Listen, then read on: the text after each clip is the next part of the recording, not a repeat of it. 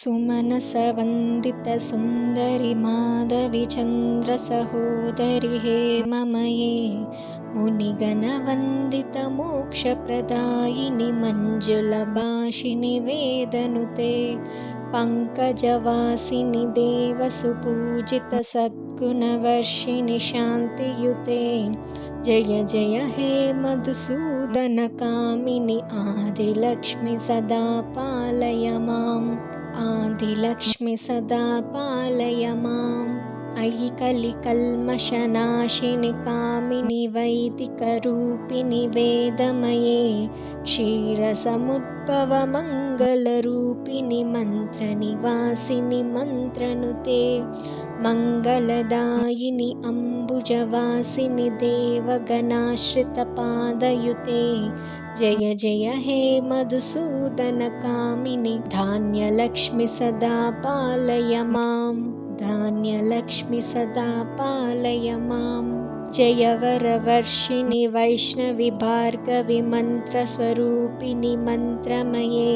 सुरगणपूजित शीघ्रफलप्रद ज्ञानविकासिनि शास्त्रनुते भवभयहारिणि पापविमोचनि साधुजनाश्रितपादयुते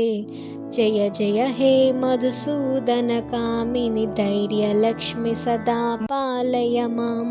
धैर्यलक्ष्मि सदा पालय माम् जय जय दुर्गतिनाशिनि कामिनि सर्वफलप्रदशास्त्रमये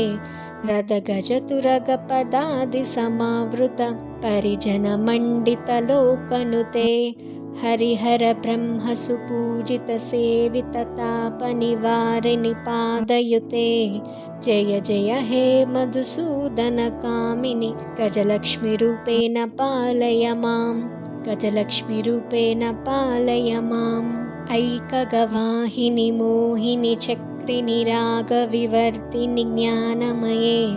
गुणगणवारधि लोकहितैषिणि स्मरसप्तभूषितगाननुते सकलसुरासुरदेवमुनीश्वर मानववन्दितपादयुते जय जय हे मधुसूदनकामिनि सन्तानलक्ष्मि सदा पालय माम् सन्तानलक्ष्मि सदा पालय माम्